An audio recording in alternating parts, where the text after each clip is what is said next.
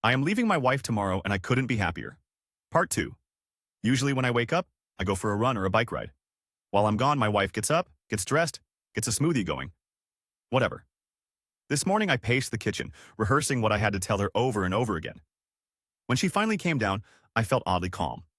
I wasn't expecting to be panicked exactly, but apprehensive at least. I told her I needed to speak to her. She gave me an uh-huh and didn't look up from the coffee machine. Then I just came out with it. I told her I was leaving and that I wanted a divorce, that we hadn't been happy in a long time, and I felt as though she didn't care about me or my emotional needs. Pretty much instantly, the gaslighting began.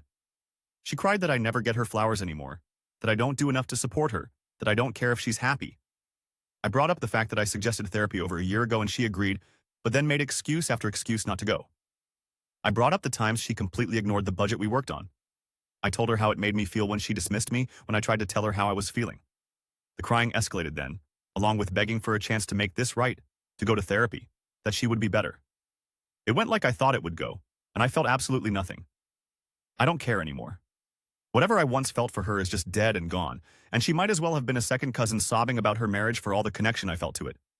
Eventually, I just got fed up and walked out. She has been blowing up my phone with calls and texts, which range from angry to begging to threatening. I started getting calls from her mother and mine too by the end of the day.